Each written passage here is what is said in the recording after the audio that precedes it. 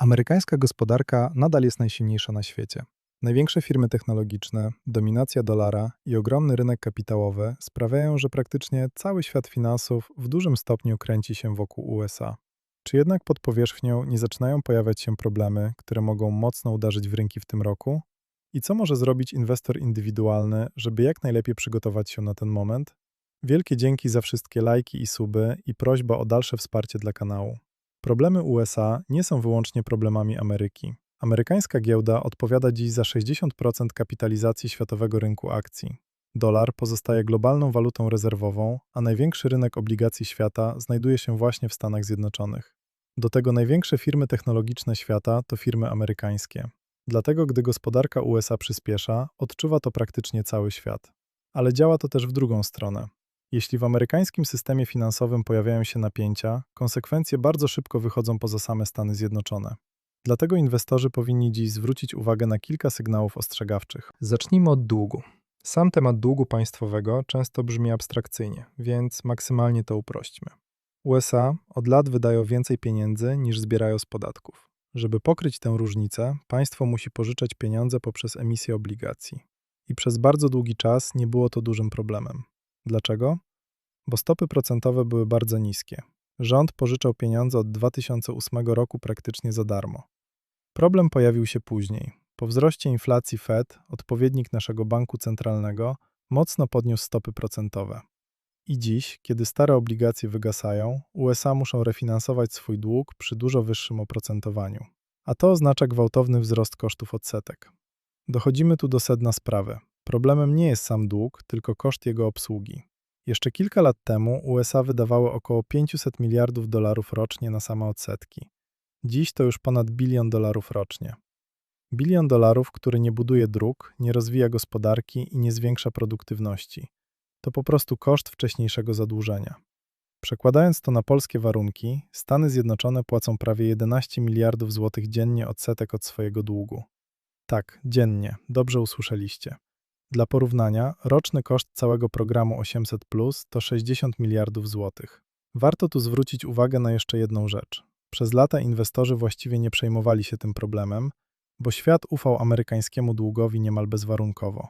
Obligacje USA były traktowane jako najbezpieczniejsze aktywo na świecie. Ale wraz ze wzrostem zadłużenia zaczynają pojawiać się pytania. Co stanie się, jeśli inwestorzy zaczną oczekiwać jeszcze wyższego oprocentowania za pożyczanie pieniędzy Ameryce? Wtedy koszty obsługi długu rosłyby w zatrważającym tempie. I właśnie dlatego coraz częściej w debacie amerykańskiej pojawia się pojęcie debt spiral, czyli spirali zadłużenia. To sytuacja, w której państwo zaczyna pożyczać coraz więcej pieniędzy po to, żeby finansować odsetki od wcześniejszego długu. A im większy staje się dług, tym wyższe są kolejne koszty odsetek. Każdy z nas jest w stanie sobie wyobrazić spiralę zadłużenia na poziomie mikro, czyli konsumenta. Wpływ długu amerykańskiego na świat jest jednak znacznie większy niż twój kredyt na samochód czy mieszkanie. Oczywiście USA są dalekie od bankructwa. Nadal mają największą gospodarkę świata i ogromne możliwości finansowe. Problem polega jednak na tym, że nawet bardzo silne gospodarki z czasem zaczynają odczuwać skutki zbyt wysokiego zadłużenia, szczególnie gdy pieniądz przestaje być tani. Jeśli stopy procentowe pozostaną wysokie na dłużej, koszty obsługi długu będą dalej rosły. A to prowadzi nas do ryzyka numer 2. W ostatnich miesiącach inwestorzy bardzo uważnie obserwują sytuację na Bliskim Wschodzie. Powód jest prosty. Wojna i ropa. Przez cieśninę Ormus przechodzi około 20% światowego transportu ropy.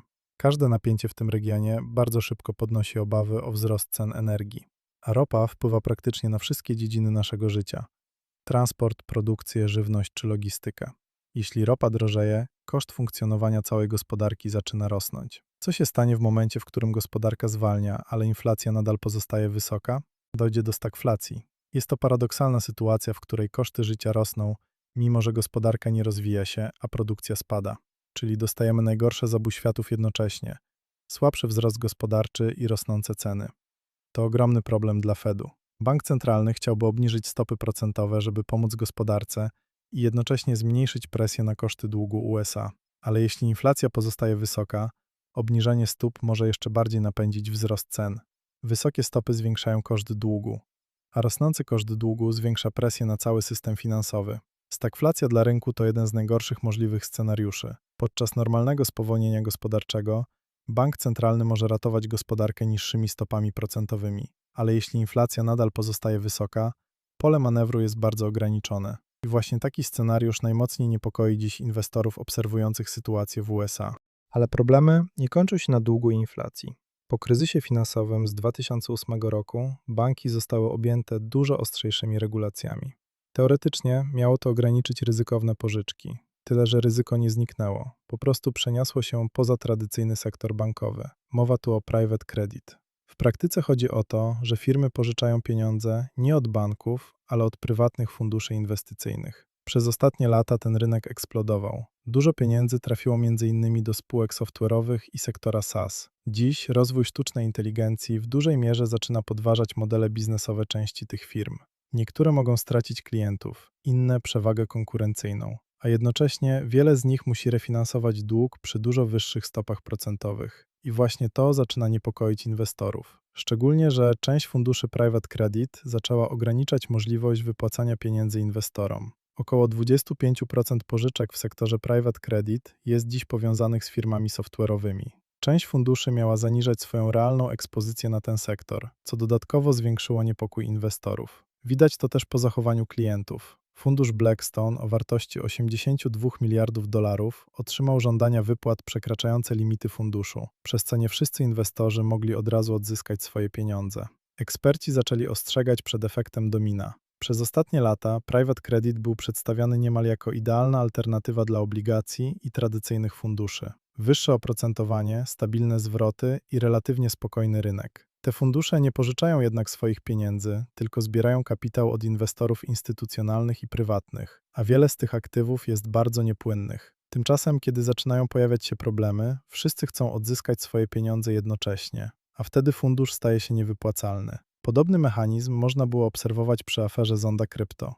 Dlaczego inwestorzy zaczynają traktować te problemy coraz poważniej? Bo mimo wszystkich tych ryzyk, giełda nadal znajduje się bardzo blisko historycznych szczytów. Wyceny amerykańskich akcji pozostają ekstremalnie wysokie. Dobrym przykładem jest Shiller P, czyli wskaźnik porównujący ceny akcji do średnich zysków firm z ostatnich 10 lat. Historycznie rynek amerykański wyceniany był mniej więcej na poziomie 18-krotności zysków. Dziś ten wskaźnik znajduje się w okolicach poziomów widzianych wcześniej, głównie przed pęknięciem bańki internetowej. Podobnie wygląda Buffett Indicator, czyli relacja wartości całego rynku akcji do amerykańskiego PKB. Wskaźnik ten znacznie przekracza średnie historyczne wartości. Oznacza to, że rynek akcji jest oderwany od rzeczywistej wartości gospodarki. Nie oznacza to jednak automatycznie krachu i globalnego kryzysu. Rynek jest dziś wyceniany tak, jakby miały się ziścić najbardziej optymistyczne scenariusze. A jeśli sytuacja okaże się choć trochę gorsza od oczekiwań, reakcja rynku może być silna.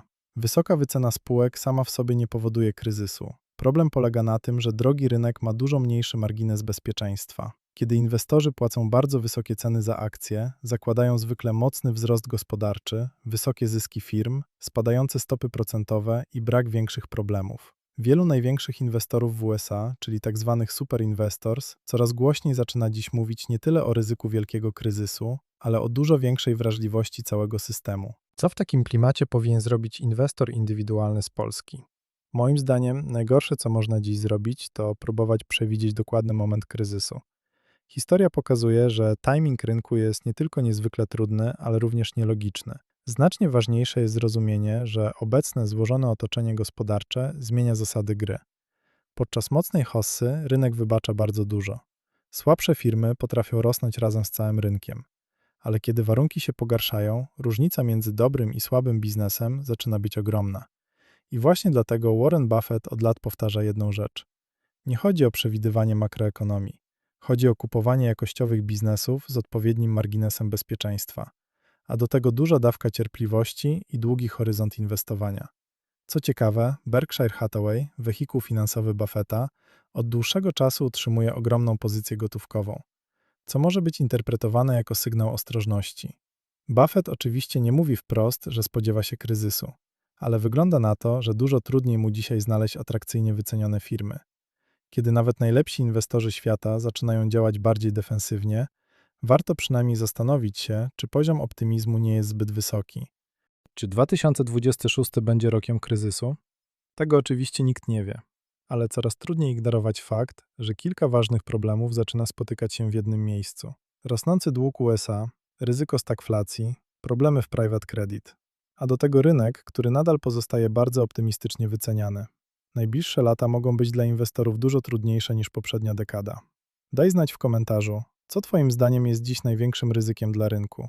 Jeśli materiał był pomocny, zostaw łapkę w górę i subskrybuj kanał, żeby nie przegapić kolejnych materiałów o gospodarce, inwestowaniu i finansach.